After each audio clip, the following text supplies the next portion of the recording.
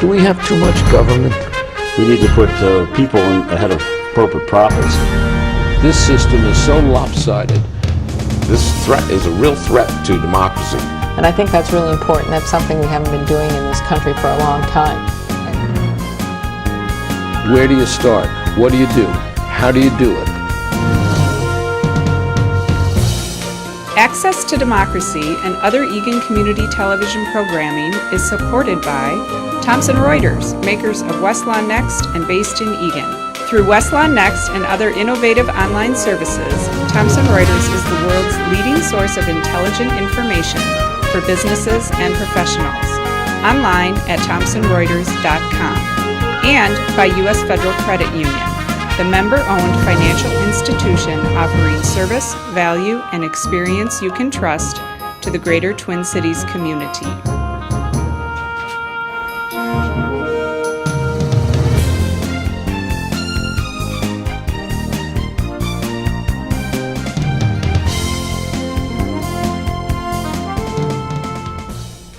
Welcome. We're back. Access to Democracy returns. I'm very excited for today's guest. First time, Dr. Avelino Mills-Novoa, who's the new interim president at Minneapolis Community and Technical College, and has come in with a lot of very positive feedback. And welcome. Thank you, Alan. Your story is so unique, starting earlier than age 10, but particularly at age 10. Bring us up to date a little bit. Well, I was born in Cuba, and as a result of the Cuban Revolution that took place in the late 50s, many families decided that it was safer to send their children away from the country. The concern was that the children would be prevented from leaving the country as the grip of Fidel Castro tightened on the country, and particularly there was concern around military service and whether young people would be allowed to leave when still they had military service to do. So the paranoia grew in the country, and parents started sending their children out, and so there were some 14,000 children, Cuban children, that was sent out of Cuba. I was one of them. So I came from Havana to West Palm Beach, Florida on a ferry boat that shuttled railroad cars from Havana to West Palm Beach. Yeah, so it was quite a journey. You were one of the lucky ones, though, because you had a relative here who was ready to take you in. I was. I had an aunt that was waiting for me, and she, thanks to her, I was able to have some support and a roof over my head and someone to care for me for the 3 years that it took my parents to get out. With no knowledge of English, however. Well, when I came, I spoke no English. I didn't understand that there was any other way of living but the one I had in Cuba. In fact, it was kind of interesting, that journey, even though it was only like 270 miles, it was like going to a different world for me. I left Cuba thinking, I never thought about my race. In my head I thought I was white, and so I came to the United States to find out that I wasn't.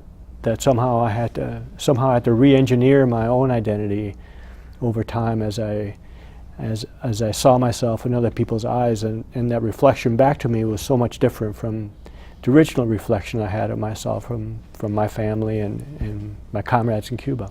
Now, one of the things probably that was an assist to you was the fact that you were an extremely good athlete, both in high school and college.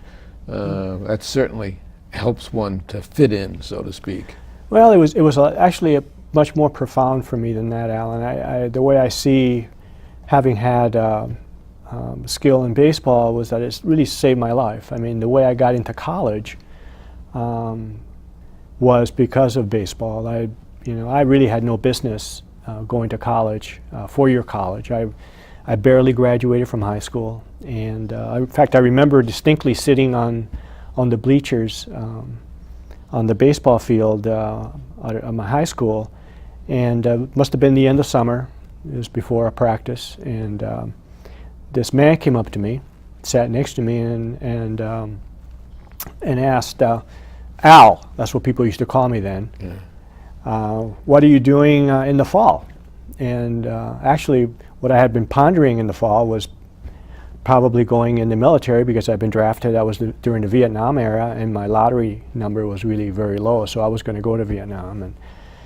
And so when he showed up, it was like an angel appearing out of the blue sky. It was, and asking me that question, I said, you know, I really don't know what I'm doing. He says, well, how would you like to come to the University of Minnesota to play baseball? That man turned out to be the head coach at the University of Minnesota, whose son was playing on my team. And you know, I never knew he showed up to games or came to watch, or he was very careful about that. But yeah, so he brought me over. He literally recruited you.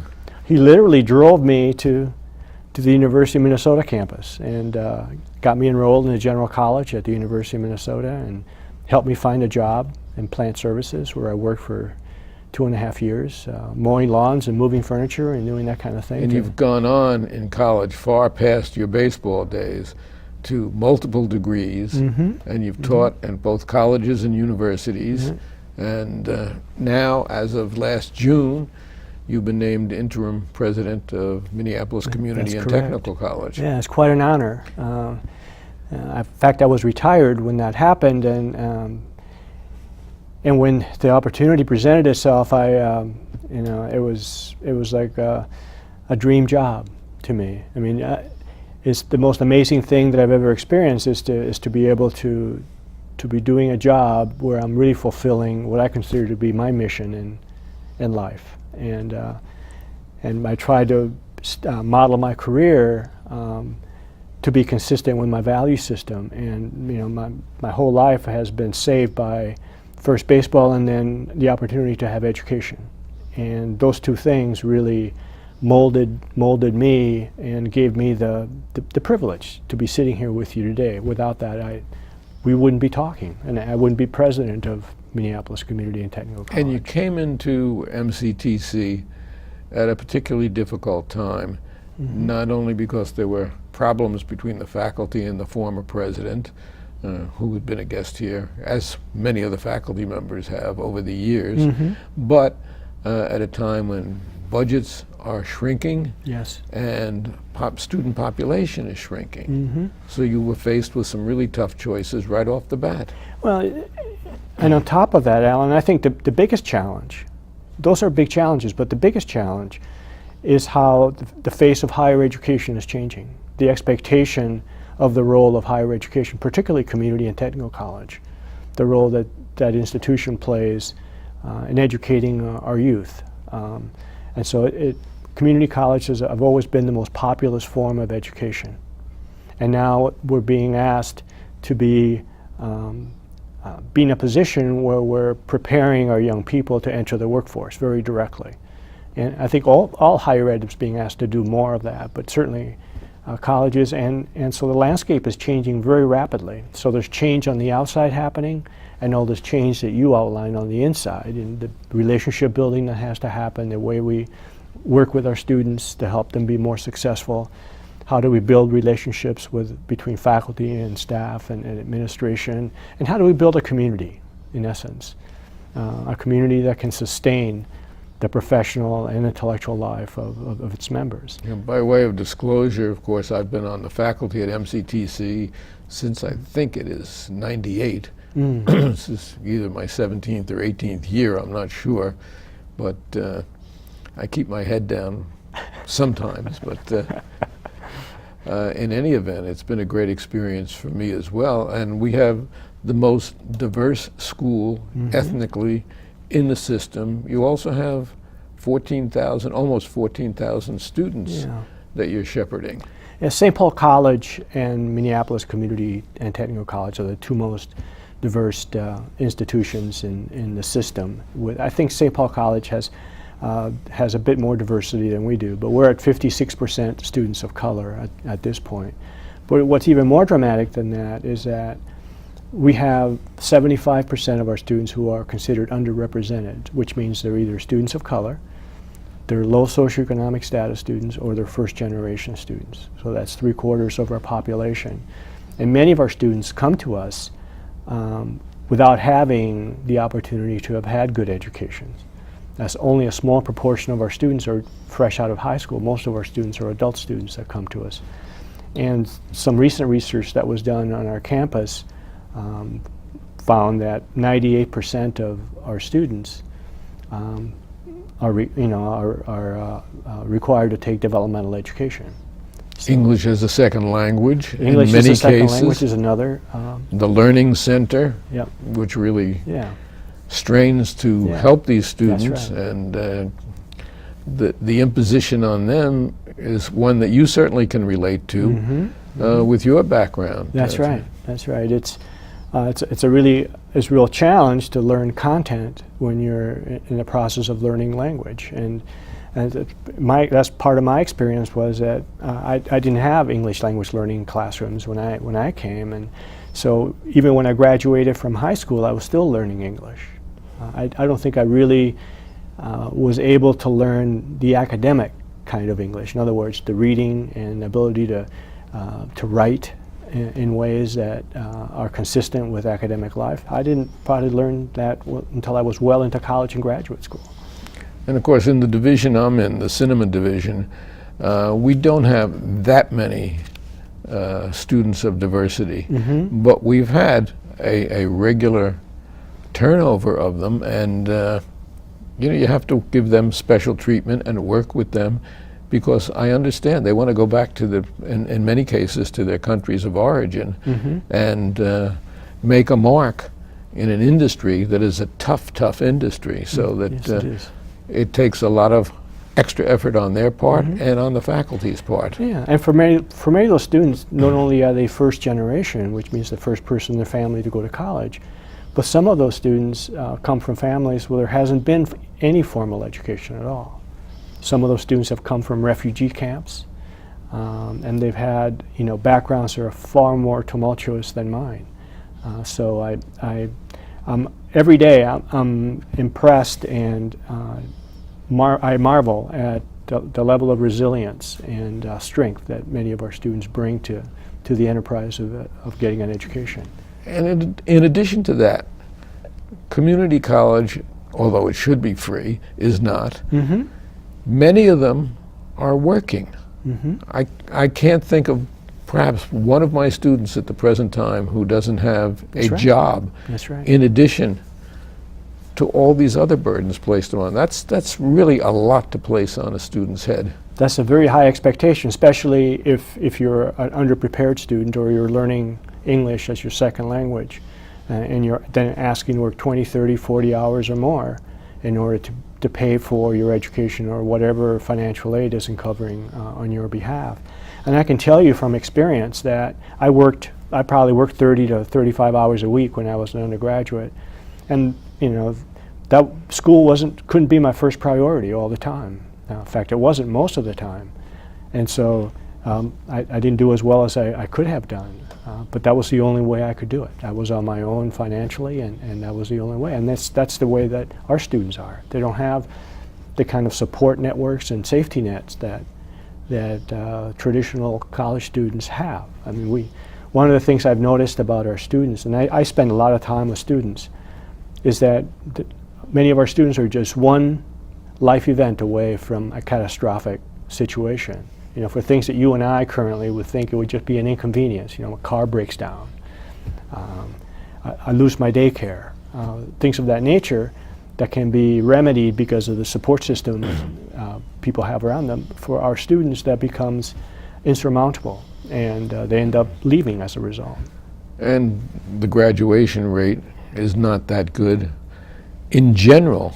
Of course, the school had more students during the recession. Our student population is down. Why is it down? In my estimation, it's because a lot of people suddenly had the opportunity to get full-time jobs again, and they had to choose between their family and or college. Yeah. And when it's feeding your family, that's not a difficult choice. That's right. 2/3 of our current students are part-time students, and those students are very sensitive to economic conditions. I mean, they came back in droves to school when the economy tanked in 2008, the Great Recession. And as the economy has improved, as you're suggesting, they've gone back to work as work's become available, or they've gone back to work more hours and taken fewer credits. And the other part of the downturn in enrollment is also demographic in nature. The graduating classes from high schools have gotten smaller over the last few years, and they're projected to continue to get smaller until about 2017. So that's another challenge that goes along with that. We have to make it through those next 3 years. That's right. That's right.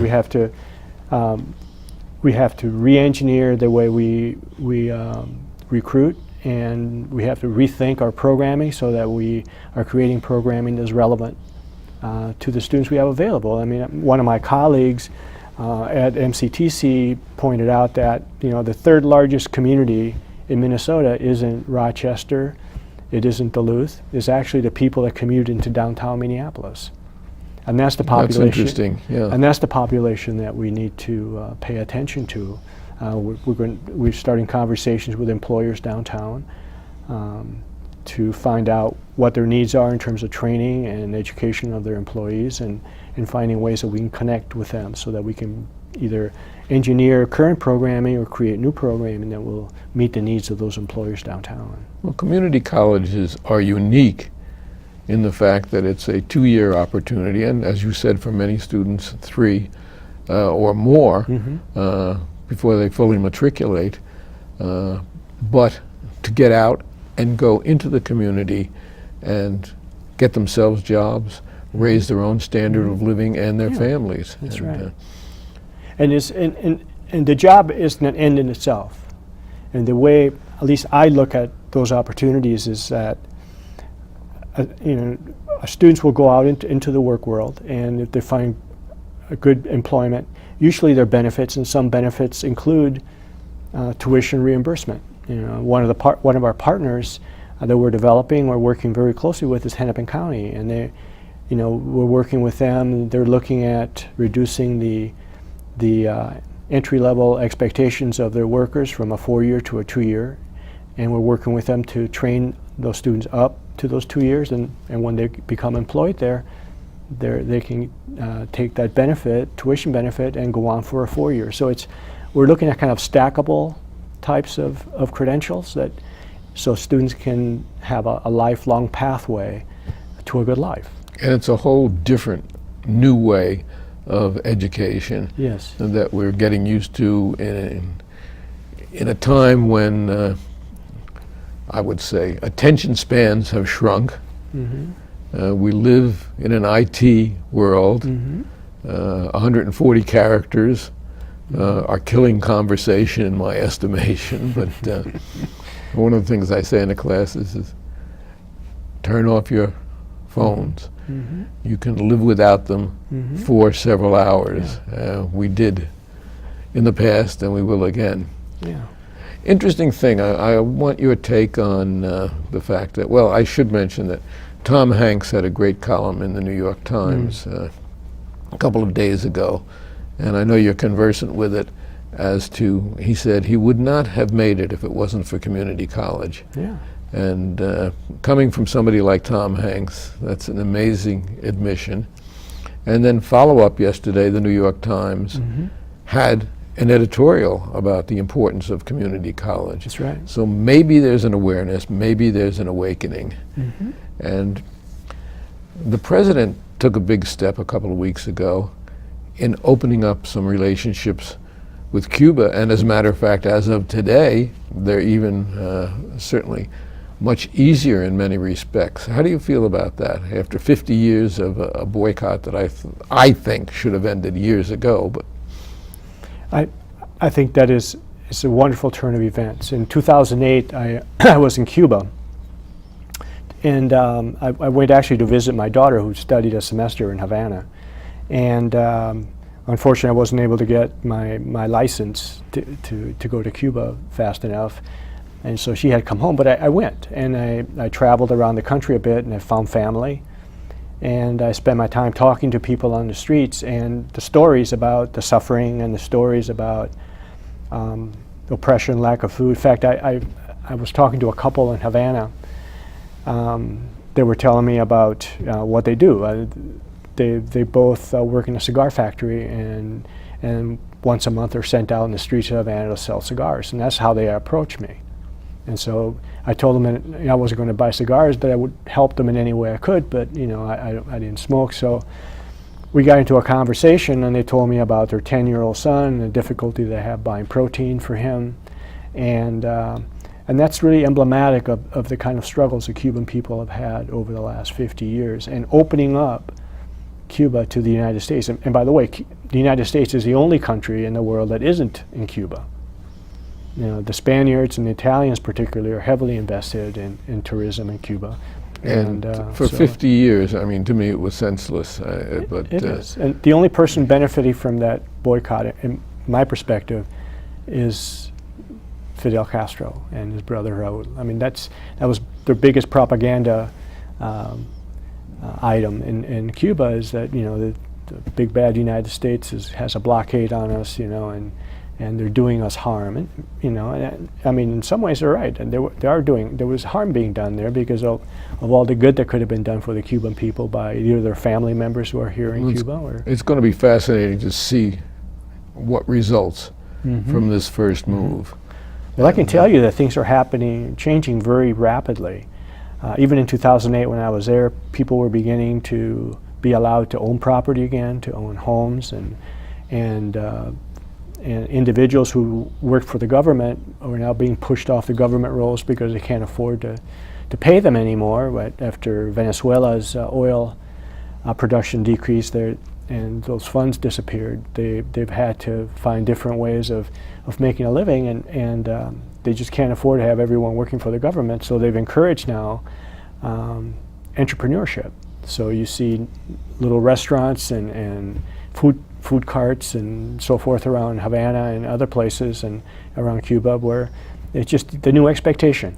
We can't afford to have everyone work for the government, therefore we're going to create this entrepreneurship. We have several friends who are in the education field, and they went a few years ago, and they said that they were followed by a guide every place they went. It was still rather restrictive. I think all that's going to disappear now. I think that it's going to be a wonderful opportunity for not only Americans, but for the Cubans, and I look forward to the opportunity to go there. I think open systems are the ones that are the healthiest, and I think allowing ideas and information to flow into Cuba is going to speed up the change. Another thing President Obama came up with and advocated was free tuition for community college students. Free, but they have to contribute to it. It wasn't as though it's a free ride all the way. And to me, that's something that's decades past due in this country. Yeah, I think it's a wonderful idea. I think, unfortunately, what it masks is that tuition alone is not enough. I mean, we've have a Power Review program at Minneapolis Community and Technical College now since 2006, and essentially backfilling whatever tuition is left uncovered after Pell Grants and state grants for students. And with a very active foundation, MCTC Foundation. It's been started as a privately funded through our foundation. We did get at one point we did get $600,000 from the state, a one-time appropriation. But other than that, over these years, has been funded by donations. And initially, there were several large organizations that did donate to the program, but it was originally created to be a kind of a pilot program, a demonstration program, and it was successful initially when it was fully funded. And then the recession hit. Well, the recession hit, and and those large organizations decided they were going to back away because it was time. They did their part in terms of funding it for 5 years, and now they were going to back away. And I'm saying all this simply, Alan, because what we know about that Power Review program is that the free tuition part is fine, is great. It's sort of a necessary part of it, but it's insufficient. The part of Power Review that made it really successful is the wraparound services that were part of it.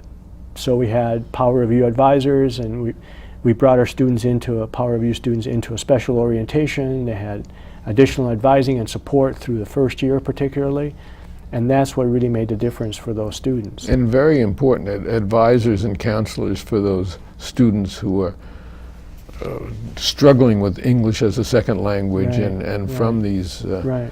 homes and families that certainly are struggling Yeah. just to maintain themselves in our society. Yeah. So I guess my response to both President Obama's idea and also the ideas emerging in the state legislature is that it's wonderful that the attention is being paid to higher education, particularly community colleges, but that it isn't enough just to provide the free tuition. That what needs to happen is also have to be mindful of maintaining the level of revenue that are currently being given to particularly state universities, because those are the funding that are going to provide the support programs for the students, and those support programs is really what makes those students successful. That's the best chance that they have. Now, you were named interim president, Right. although we consider you the president, but interim for a 2-year term. Correct. And I was disappointed to hear you say before we went on air that you will only be an interim president, that there will be a national search Yeah. for the next president of MCTC. And I suspect what will happen is that at some point this spring, the MCTC community will receive a communication about the timeline, and a search committee will be organized early fall semester, and we'll get to work in finding the permanent leader. My job, the job I agreed to do on an interim basis, is one where prepare the way for the permanent leadership, to build the relationships that needed to be rebuilt, to bring the community to a place where it was a coherent, well-functioning community, and that's the job that I signed up for, and I'm excited to do. I think things are going well. I did quite a bit of preparation for this interview. We now have less than a minute Okay. left, so I hope you will come back and really discuss this. I think in particular your focus and your background are particularly unique, and I hope that we can build on that and have you back for some further programs to talk about education, some of your own concepts of education. That'd be a pleasure. And Yeah. I'll look forward to that, Great. as I know our students will, and as we're filled with student volunteers here from the cinema program. And it really has been very meaningful. I appreciate your time and coming down here. And again, I'll be on your doorstep Monday with trying to fix a new date for your next interview. Great. Well, thank you very much, Thank you so Alan. much. Thank you.